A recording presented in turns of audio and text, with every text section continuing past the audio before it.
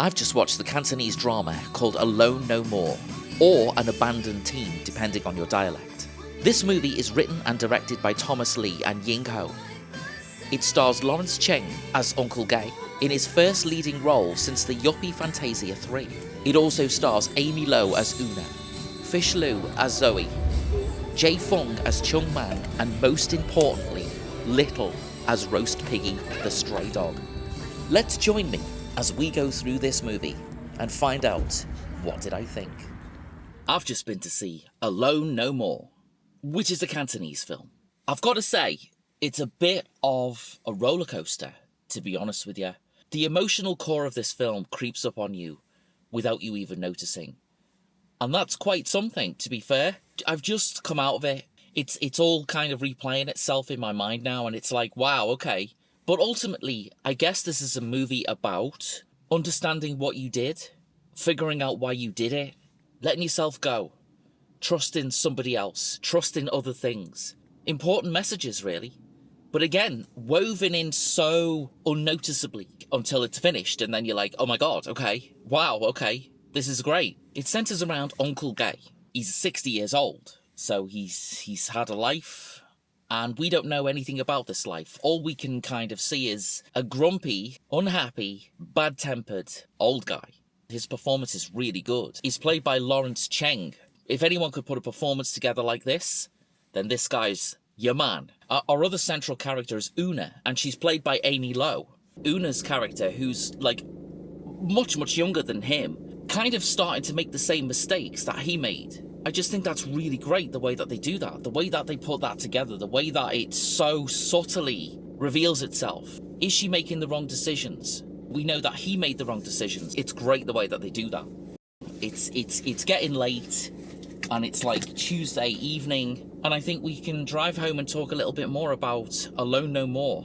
I think Lawrence Cheng's performance is pretty special. And I'm saying that because, you know, he's able to do angry old man, but with sympathy. There are some parts of it where you think, oh, for God's sake, just cheer up, stop being so angry. And then there's some parts of it where you think the guy is justified in the way he feels and the way he is and what's happened to him during his life that's made him this way. And I think that story slowly unfolds and we start to understand why he is the way he is. But at the same time, we start to see him change and we start to see him grow and we start to see him accept what's happened and how he's been treated and how he's kind of treated himself, I suppose. Then we've got Amy Lo's character, who essentially, I guess she's kind of Uncle Gay's character, but like playing out again, history repeating itself.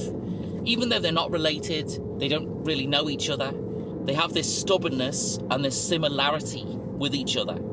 They hang around together, they help each other out. She helps him find something to do. That thing revolves around dogs, around looking after dogs, caring for dogs, making sure dogs are happy, safe, fed, all the things that you want to do to dogs, she makes him do. Because, you know, he's not interested in anybody.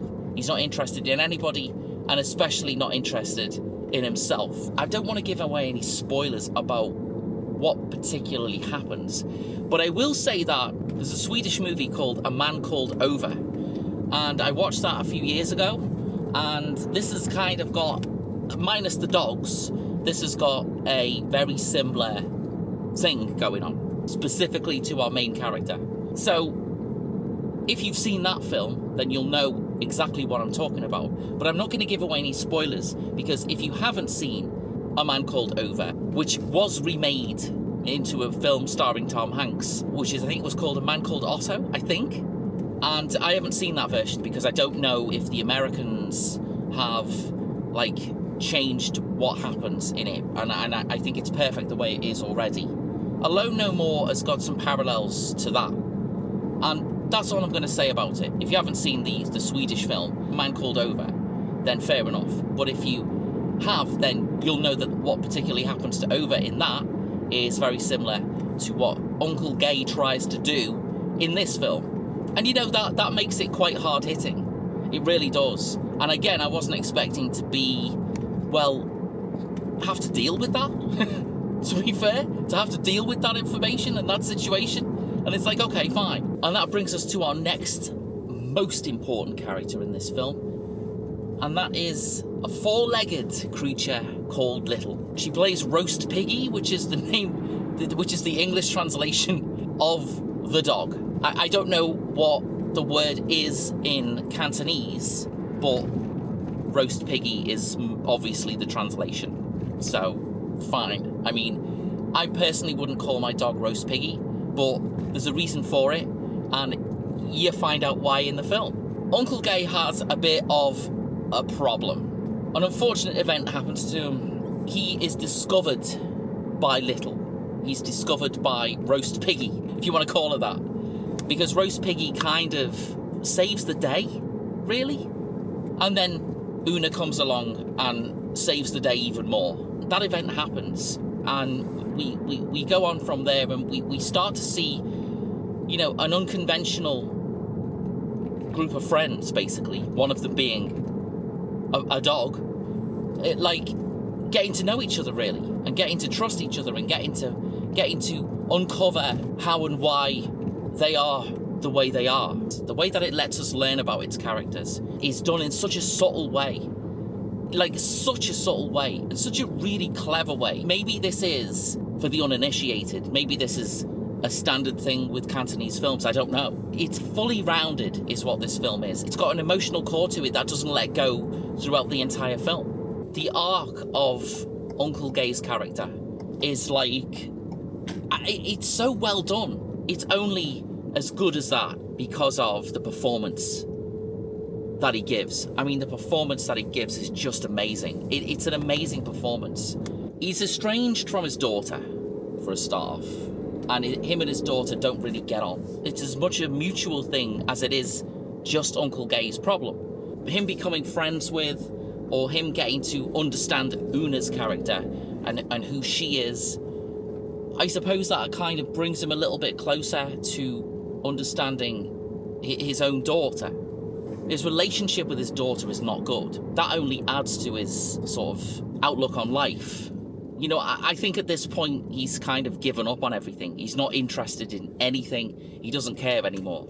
He feels isolated, if you want to say that. He's kind of done it to himself, really. The dogs don't talk in this film. The performance is as if they do. It's as if they speak like human beings, and they talk to each other and the other characters in it, and the human characters in it, and everything else, because they're so damn good.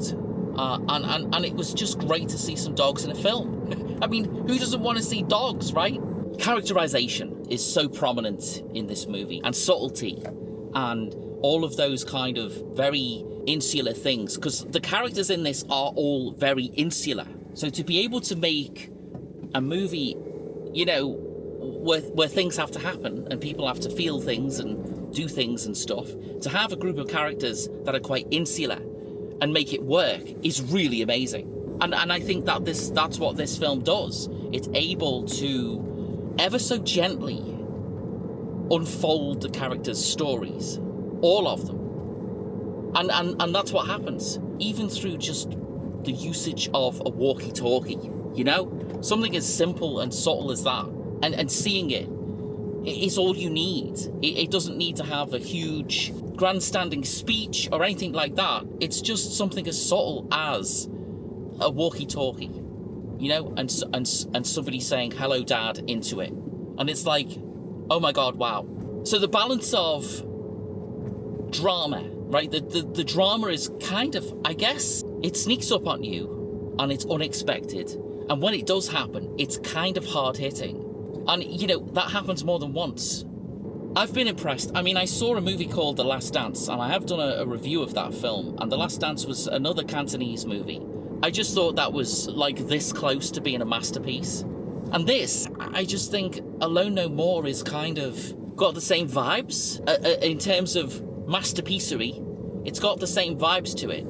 It's got more comedy in it. It's got more funny moments in it. And I think that Uncle Gay is a kind of funny character, but he's also a deeply, deeply hurt character. We go along the emotional roller coaster that he goes along. in the way that we feel about him, the way that he acts in some scenes. When we're thinking to ourselves, right, the guy's cured now, he's all fine, he's all good, he's all okay. Then he does a couple of things which make you think, oh my God, why have you just gone back to who you used to be? What are you doing? And then we have to experience that all over again. We have to watch him unravel again. And it works so well. I mean, it really does. Let's talk about the look of the film, the way the film looks. I guess in a way it's not the most remarkable film in the world to look at, but it does open up with this beautiful shot of the tree-covered mountains or hills. And it's like, whoa, it just opens up so beautifully. Let's talk a little bit about Una. So Una, for example, I mean, she is another main character in this film, a very important character. She's a way of Uncle Gay realizing that he needs to change his ways. He's got to do something about the way he is. She does that at the expense of herself. If you read this film the way I did, then you'll see that Una's character is very similar to Uncle Gay's character. Certainly Uncle Gay from the past. We don't want her to go down the same path. And I think that the way her character plays out in this film, it's kind of obvious that that might be what happens. Because the situation she's in, she's expected to move quite far away from where she lives with her boyfriend. He wants to go move to Edinburgh and, set up a new life there, and he wants her to come with him. And she does not want to go there. And she doesn't want to go there just to keep the peace either. She's kind of strong-willed in that way. She wants to do her own thing. And she's quite willing and quite happy to sort of, sacrifice everything to just keep doing what she wants to do. She's a very interesting character. She really is, because she doesn't suffer fools, She doesn't put up with any shit, basically. Also, she's kind of misguided and doesn't really know who she is or who she wants to be. She's put her whole heart and soul into the dogs. And to be fair, that ain't a bad thing to put your heart and soul into, is it? Not at all. She just wants to rescue the dogs, give the dogs a great life, and, that's it. No more complications, because anything beyond that is way too complicated. Next up, we've got Zoe, or Zoe. I think it's Zoe. I'm going to say Zoe because, because it's me. She's Uncle Gay's daughter. She's grown. She's like, 28, 29 years old. And she's got her own life. But there's a major friction between the two characters. A real major friction. That friction reveals itself throughout the course of the film. We get to learn why that friction exists. And it's a friction where she doesn't talk to him. She sees him. The friction when they get together, it just kind of boils up. There's nothing they can do about it. They've got to kind of just accept the way that it is, the way that they feel about each other. Throughout the entire film, they kind of address that problem. They address it. They get to grips with it, and they start to understand each other a little bit more. Certainly about why things happened, years ago, a long time back. She has to learn to accept the way he is. Whether he's a changed man or the same man that he was before, she's got to accept the way that he is. She has to, because there's no way anyone can move on from that. So she has to kind of swallow her pride or swallow her emotions or the way that she truly feels, just to make amends with her dad. And that's really evident in the way that the characters interact with each other. It's brilliantly done. On the surface, this film is about a miserable, grumpy old man that, finds a bit of solace, finds a bit of engagement, whatever you want to call it, in sort of looking after a stray dog. Reluctantly, at first, it grows into something else. And it grows into something where the connections between the people that were disconnected before kind of come back together. But it's done so subtly. I mean, it's done so subtly. And that's fantastic. It's really good. And you know what? It's funny too. I mean, it is funny. There are a couple of funny parts in it. The script bounces between that drama and the seriousness and the I suppose the angry outbursts of Uncle Gay, and it balances it really well with some funny moments, between him and the dog, and between him and his daughter, and between just a general group of other characters that are in this film. And one other thing, the other interesting thing is the dogs are emotional characters in this film as much as the humans are, and none of them speak.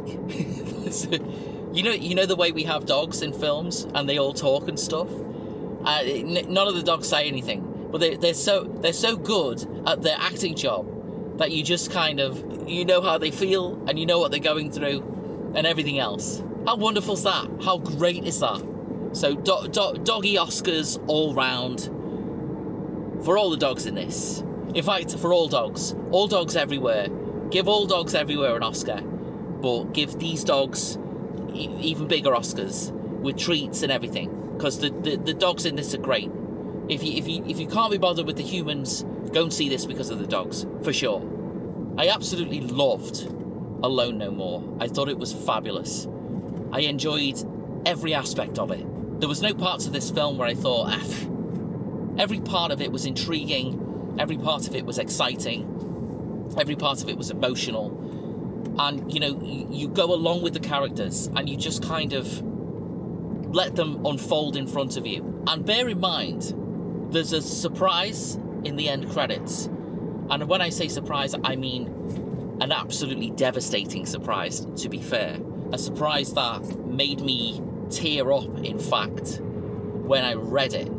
So just beware, when the end credits roll, you'll read something and you'll be like, oh God, no, please no. So just beware of that. But, aside from that, we've got ourselves a truly wonderful film. And again, I can't wait to see what's next from the world of Cantonese cinema. Alone No More is available in some places. And I reckon you should go and see it, because if you don't love the characters, the characterization, the drama, or even the comedy, then you're definitely going to love the dogs. Like and subscribe, and I will see you again